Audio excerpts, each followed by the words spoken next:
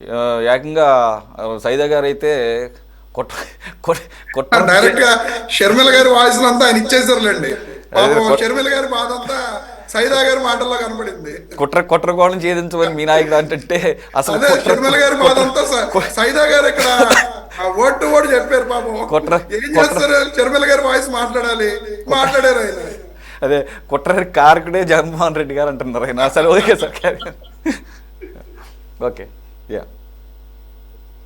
రమేష్ గారు మాట్లాడండి. నా షర్మిల గారి వాయిస్ ని యాజ్ ఇట్ ఈస్ గా మీరు దింపేశారన్నా. తేడా లేదు. మరి కాంగ్రెస్ పార్టీ అధికార ప్రతినిధి అయిన కాంగ్రెస్ పార్టీ అధ్యక్షురాలు షర్మిల గారి వాయిస్ కాకుండా ఇంకెవరి వాయిస్? జగన్మోహన్ రెడ్డి గారు కుట్రంట, వివేకానంద రెడ్డి గారి కేసులో జగన్మోహన్ రెడ్డి గారు కుట్రంట, అన్నిట్లోనూ జగన్మోహన్ రెడ్డి గారు కుట్రైనప్పుడు కూటమి ప్రభుత్వం అధికారంలోకి వచ్చి 2 ఏళ్ళు అయింది. ఏ ఒక్క దాంట్లో కూడా జగన్మోహన్ రెడ్డి గారి పాత్ర ఉంది అని ఈ రోజుకి నిరూపించలేకపోయారు.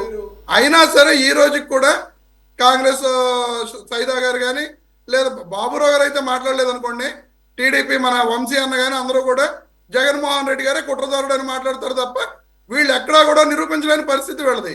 ఇటువంటి పరిస్థితుల్లో ఉన్న వీళ్ళ వాయిస్ ని ప్రజలు నమ్ముతారు అంటే ఎవరు నమ్మరు అనుకోండి. ఇక సభ్యులకు మీకు అన్న ఒక నిమిషం, సిటీ 24/7 ప్రేక్షకులందరికీ వెరీ గుడ్ ఈవినింగ్ అండి. ఇందా నుంచి కూడా వంశీ గారు కానీ మన సైదా గారు కానీ మాట్లాడుతూ జనుపల్లి శ్రీనివాసరావు అనే వ్యక్తి జగన్మోహన్ రెడ్డి గారి అభిమానిగా వీళ్ళందరూ చెప్తున్నారు. అతను అసలు జగన్మోహన్ రెడ్డి గారి అభిమాని కానే కాదు. ఫస్ట్ మీరు అందరూ తెలుసుకోవాల్సిన విషయం అది. అతని కుటుంబం మొత్తం టీడీపీ కుటుంబం. అతనికి టీడీపీ మెంబర్షిప్ తో పాటు ఉన్న కార్డు ఉంది. ప్లస్ వాళ్ళ చిన్నాన్న నాగేశ్వరరావు, జనుపల్లి నాగేశ్వరరావు అనే ఆయన అక్కడ గ్రామానికి ఉప సర్పంచ్ గా పనిచేశారు. అలాగే వాళ్ళ బ్రదర్స్ పెద్ద సోదరుడు సుబ్బరాజు కానీ అతని తండ్రి రాజారావు కానీ ఆ ఊర్లో తెలుగుదేశం ప్రభుత్వం అధికారంలో ఉండగా 2014 నుంచి 19 మధ్య 2 ఇళ్ళు, ఇంటికి 2.5 లక్షల చొప్పున 5 లక్షల రూపాయలు 2 ఇళ్లకి వాళ్ళిద్దరికి కూడా శాంక్షన్ చేయడం జరిగింది. అలాగే ఇదే జనుపల్లి శ్రీనివాసరావుకి ఎస్సీ కార్పొరేషన్ లోన్ ని జన్మభూమి కమిటీ సభ్యులందరూ సిఫార్సు చేసి బ్యాంకుకి లెటర్ పంపించడం జరిగింది. ఆ తర్వాత ఎలక్షన్స్ వచ్చేసి ఆ ఎలక్షన్స్ లో లోన్ పెండింగ్ పడిపోయి అలా ఆగిపోయింది. సో వీటన్నిటిని బట్టి మీరు అర్థం చేసుకోవాల్సింది ఏంటంటే జనుపల్లి శ్రీనివాసరావు అనే వ్యక్తి టీడీపీ సానుభూతి పరుడు, టీడీపీ కార్యకర్త, వాళ్ళ కుటుంబాలన్నీ కూడా టీడీపీ అనేది మొట్టమొదటిగా మీరు అందరూ కూడా తెలుసుకోవాలి.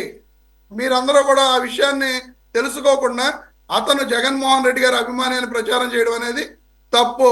నేను సైదా గారిని ఈ విషయంలో వాస్తవాలను తెలుసుకోవాలని చెప్పి కోరుతున్నా. ఇక మా వంశీ అన్న, టీడీపీ అధికార ప్రతినిధి వంశీ అన్న మాట్లాడుతూ పట్టాభిరామ్ గారు జైల్లో ఉండగా జనపల్లి శ్రీనివాసరావు చెప్పాడని చెప్పడం జరిగింది. సరే, జైల్లో ఉన్న వ్యక్తులు ఏం చెప్పుకున్నారు ఏంటి అనేది పక్కన పెడితే అతను జగన్మోహన్ రెడ్డి గారి అభిమాని కాదు అనేది ఆ గ్రామంలో ఎవరిని అడిగినా సుస్పష్టంగా చెప్తారు. వంశీ అన్న అక్కడ ఉన్న తెలిసిన నాయకులు ఎవరినన్నా అడిగితే ఆ అన్నకు కూడా తెలుస్తుంది.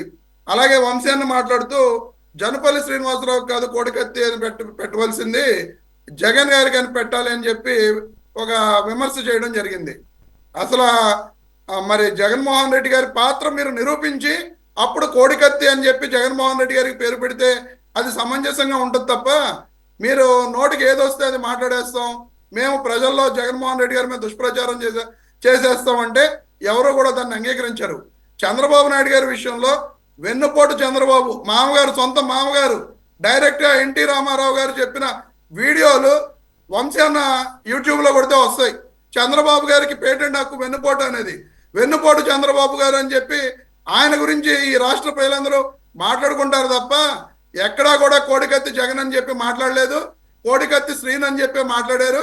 ఈ విషయాన్ని మీరందరూ కూడా తెలుసుకోవాలి.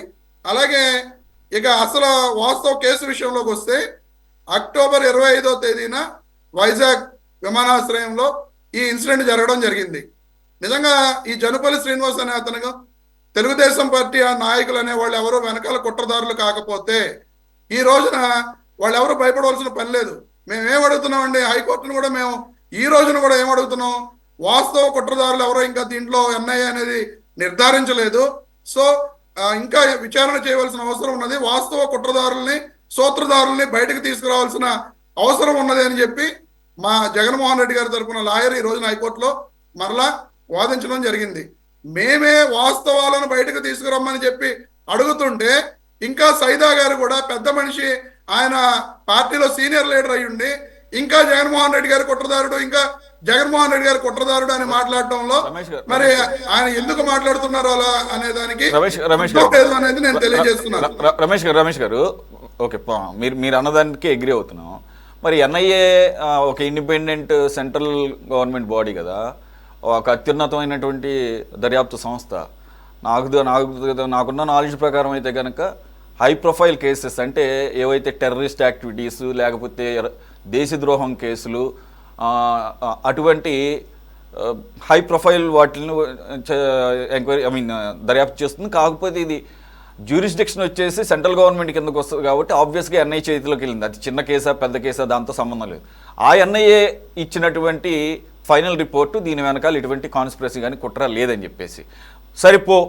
ఆ టైంకి అసలు చంద్రబాబు నాయుడు గారి టీడీపీకి లేకపోతే కేంద్రానికి ఉన్న సంబంధాలు మనం గుర్తు చేసుకుంటే, అలాగే సరే మీరు ఎలాగూ ప్రత్యక్షంగా ఎటువంటి పొత్తులో లేరు కానీ బిల్లులు అవన్నీ వేరే విషయాన్ని పక్కన పెడదాం. నేనేమంటున్నానంటే టీడీపీ పాత్ర కానీ, ఎందుకంటే మీ ప్రధానమైన ఆరోపణ దీని వెనకాల కుట్రకోవడం ఉందంటే ఖచ్చితంగా మీ ప్రత్యర్థి పార్టీ అయిన టీడీపీయే కదా మీరు ఇండైరెక్ట్గా ఆరోపించేది.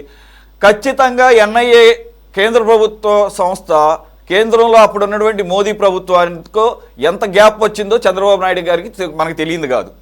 ఏదో ఇప్పుడు అనుకోకుండా పవన్ కళ్యాణ్ గారి ప్రోద్బలంతో అయిష్టంగా ఏదో కలిసారు, ఇప్పుడు పూసుకుంటున్నారు, అది వేరే విషయం.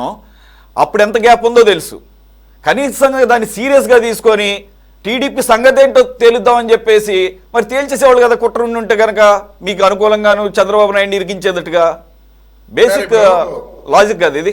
సురేష్ గారు అదే చెప్తున్నా. ఈ ఇన్సిడెంట్ జరిగింది అక్టోబర్లో. మొట్టమొదట సిట్ ఎంక్వైరీ చేసింది.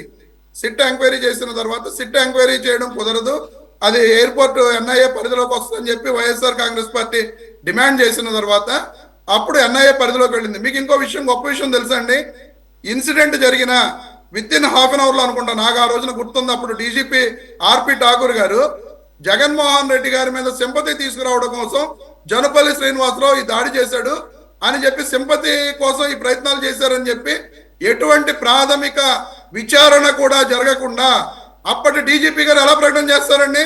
ఇప్పుడు within half an hour లో ఆయన ప్రకటన చేసేస్తారా? ఇక్కడ ఉన్న అనుమానాలు ఏంటంటే మీకు చెప్తున్నా వినండి సార్. ఇప్పుడు ఈ జనపల్లి శ్రీనివాసరావు మీద ముమ్మడివరం పోలీస్ స్టేషన్ లో ఆల్రెడీ కేసెస్ రిజిస్టర్ అయి ఉన్నాయి. అటువంటి కేసెస్ రిజిస్టర్ అయి ఉన్న వ్యక్తిని ఎయిర్పోర్ట్ లో వర్క్ చేయడానికి ఎన్ఓసి సర్టిఫికేట్ ఎవరైతే ఫ్యూజన్ ఫుడ్స్ రెస్టారెంట్ అధినేత హర్షవర్ధన్ ఉన్నాడో ఆయన ఇతనికి విశాఖలో అక్కడ ఉన్న ఆ లోకల్ పోలీస్ స్టేషన్ లో ఎన్ఓసి సర్టిఫికేట్ తీసుకున్నాడు. ఎందుకు తీసుకోవాల్సి వచ్చింది? అంత అవసరం ఏమొచ్చిందండి? ఇప్పుడు అతను లోకల్ పోలీస్ స్టేషన్ నుంచి అతను ఎన్ఓసి సర్టిఫికేట్ తీసుకురావచ్చు, అయినా సరే తీసుకురాకుండా మీరు నాకు కాసేపటి క్రితం పెట్టిన వాట్సాప్ నేను చూశాను. నేను మొత్తం డీటెయిల్స్ అన్నీ కూడా ఎన్ఓసీలు అవన్నీ చూశాను. అయితే మీరు ఫస్ట్ అన్నారు కదా అతను ప్రీవియస్ అఫెండర్ అని చెప్పేసి, ప్రీవియస్గా కూడా అతని మీద కేసులు ఉన్నాయని. ఎటువంటి కేసులు ఉన్నాయండి? Just information. ఇప్పుడు అతను కొట్లాట కేసులు 48/2017 అని చెప్పి పక్క గ్రామంలో కొట్లాట జరిగితే ఆ కొట్లాట గొడవలో అతను ఉన్నాడండి, ముద్దాయిగా అతను ఉన్నాడు. అసలు నిజంగా ఒక కేసు ఉంటే ఎయిర్పోర్ట్ లో పనిచేయడానికి అసలు ఎట్టి పరిస్థితుల్లోనూ కూడా అలౌ చేయరు. ఎందుకంటే హై సెక్యూరిటీ ప్రొఫైల్ ఏరియా ఉంటుంది కాబట్టి అక్కడ హై సెక్యూరిటీ రీజన్స్ లో వాళ్ళు అసలు ఎటువంటి కేసులు ఉన్నా సరే అలౌ చేయరు. కానీ ఇతన్ని హర్షవర్ధన్ ఆ ఫ్యూజన్ ఫుడ్స్ రెస్టారెంట్ అధినేత ముమ్మడివరం పోలీస్ స్టేషన్ నుంచి ఇతనికి తీసుకురాకుండా ఎన్ఓసి సర్టిఫికేట్ విశాఖపట్నం ఎక్కడైతే ఎయిర్పోర్ట్ పరిధి ఉందో ఆ ఎయిర్పోర్ట్ పరిధిలో నుంచి ఎన్ఓసి సర్టిఫికేట్ తీసుకోవాల్సిన అవసరం హర్షవర్ధన్ గారికి ఎందుకు వచ్చింది? దాని మీద నేను అడుగుతున్నా. అంతేకాకుండా మీకు పంపించిన దాంట్లో మీరు ఇంకోటి చూసారు లేదో, bureau of civil aviation society PCAS ఎటువంటి ఇతని గురించి సెక్యూరిటీ సర్టిఫికేట్స్ అవన్నీ కూడా మాకు ఎటువంటివి రాలేదు. అతను temporary aerodrome entry permit. Ramesh గారు మీరు ఆ 4 కాలమ్స్ లో ఉన్నాయి, 4 నేను చదివటం జరిగింది, నేను చూశాను. అది కరెక్టే కానీ కాదు సార్, ఒక నిమిషం ఈ సెక్యూరిటీ జోన్లో ఇవన్నీ కూడా ఫార్మాలిటీస్ ఈ కంపల్సరీ ఉంటాయి కానీ ఆ ఫార్మాలిటీస్ని కూడా వైలేట్ చాలా రెగ్యులర్గా జరుగుతూ ఉంటాయి. అది కూడా నాకు కొత్త కాదు. నేను దాదాపుగా ఈవెన్ ఫారిన్ కంట్రీస్లో కూడా వైలేషన్ జరుగుతుంది. ఫర్ ఎగ్జాంపుల్ చెబుతున్నా, ఎందుకు నిన్న జరిగిందే ట్రంప్ మీద హత్యాయత్నం కేసు. అసలు అతను ఆ రేంజ్లో మారణాయుధాలు తీసుకుని హోటల్లోకి ఎలా జొరబడ్డాడు అనే దాంట్లో కూడా ఇప్పటికీ ఏది లేదు. కాబట్టి ఏంటి, ఇవన్నీ కూడా కొన్ని జరుగుతూ ఉంటాయి. కాబట్టి ట్రంప్ మీద జరిగినప్పుడు ఏం పెద్ద విషయం కాదు. రెండు ఒక్క నిమిషం అండి. ఇవన్నిటి మీద కూడా విచారణ చేసింది అన్నయ్య కోర్టు, అన్నయ్య సంస్థ చేసింది. టెంపరరీ ఏరోడ్రోమ్ ఎంట్రీ పర్మిట్ అనేది అతను ఎప్పటి నుంచి ఎప్పటి వరకు తీసుకున్నాడు? అక్టోబర్ 1 నుంచి అక్టోబర్ 30th వరకు ఉంది. ఎందుకు ఒక్క నెలకే అతను ఆ పర్మిట్ తీసుకోవాల్సిన అవసరం ఎందుకు వచ్చింది? అది కూడా ఇప్పించింది హర్షవర్ధన్, ఆ ఫ్యూజన్ ఫుడ్స్ రెస్టారెంట్. ఆబ్వియస్ గా ఓనర్ ఇప్పిస్తాడు కదా, ఆబ్వియస్ గా ఓనర్ ఇప్పిస్తాడు.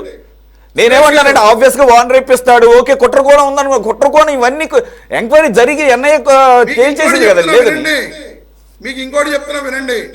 అప్పటి వరకు ఈ జనుపల్లి శ్రీనివాసరావు బి షిఫ్ట్ లో వచ్చేవాడు, డ్యూటీకి బి షిఫ్ట్ లో వచ్చేవాడు. ఆ రోజున ఏ షిఫ్ట్ లో వచ్చాడు? ఎవరి ప్రోద్బలంతో అతను ఏ షిఫ్ట్ లోకి వచ్చాడు? ఎందుకు వచ్చాడు అతను ఏ షిఫ్ట్ లోకి?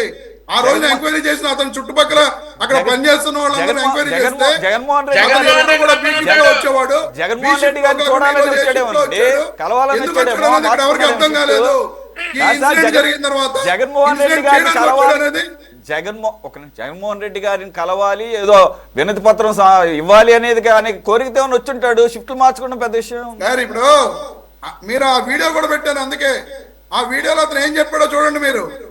ఏదో అతన్ని తగిలిన కోసుకున్న మాట వాస్తవం, కానీ ఏం తగిలిందో నాకు తెలియదు అని చెప్పి అతను చెప్తున్నాడు. టీవీ9 ఇంటర్వ్యూ వీడియో కూడా పెట్టాను నేను మీకు. ఇప్పుడు అసలు అతని దగ్గర ఇప్పుడు ఇంకో మాట కూడా సైదా గారు చెప్పారు, బొత్స సత్యనారాయణ గారు వెనకాల ఉన్నారు, లేకపోతే వాళ్ళ మనుషులు చేయించారు. మరి ఆ విషయాన్ని కూడా తేల్చాల్సిన బాధ్యత ఎన్ఐఏది ఉంది కదా. మేము అందుకే అడుగుతున్నాం. ఈ రోజున రకరకాలుగా టీడీపీ అయినా, కాంగ్రెస్ పార్టీ అయినా, జనసేన పార్టీ అయినా రకరకాల దుష్ప్రచారాలు చేస్తున్నారు. ఈ దుష్ప్రచారాలు చేయడం కాదు, పూర్తి స్థాయిలో విచారణ జరిపి దీని వెనకాల ఉన్న అసలు పాత్రదారులు, సూత్రధారులు ఎవరో తేల్చమంటున్నాం. నేను మీకు చెప్పాలంటే చాలా ఈ కేసు వెనకాల నా దగ్గర ఛార్జ్ షీట్లు అవన్నీ కూడా ఉన్నాయి. ఎన్ఐఏ ఇచ్చిన ఛార్జ్ షీట్ లో క్లియర్ గా మెన్షన్ చేశారు, అతను జగన్మోహన్ రెడ్డి గారి మెడని కట్ చేయాలని చెప్పే ప్రయత్నం చేయడంలో, అతను జగన్మోహన్ రెడ్డి గారు తప్పుకోవడంలో చేతికి తగిలింది. జగన్మోహన్ రెడ్డి గారిని చంపే ప్రయత్నం క్లియర్ గా చేశాడు జనుపల్లి శ్రీనివాసరావు అని చెప్పి ఎన్ఐఏ ఇచ్చిన రిపోర్ట్ లో ఉంది. మీకు ఆ రిపోర్ట్ కూడా నేను పెడతాను కావాలంటే. క్లియర్ కట్ గా సరే, ఓకే. ఇప్పుడు మీరైతే వదిలే సమస్య అంటున్నారు కదా. ఇప్పుడు అలాగే హైకోర్టు ఎలాగూ దాన్ని యాక్సెప్ట్ చేసింది కదా, దాని మీద కూడా వాదనలు బిగినయ్యాయి కదా. కాబట్టి ఇంకా ట్రయల్కే రాలేదు కానీ దీంట్లో కుట్రకోణం గురించి అయితే మీరు వదిలే పరిస్థితి లేదు. కాబట్టి ఇంకా మనం చాలాసార్లు మళ్ళీ దీని గురించి చర్చించాల్సిన అవసరం ఉంటుంది. కాబట్టి అప్పుడు మీరు అన్ని మీ దగ్గర ఉన్న డీటెయిల్స్ అన్ని అప్పుడు మరోసారి పెడుదురు. కానీ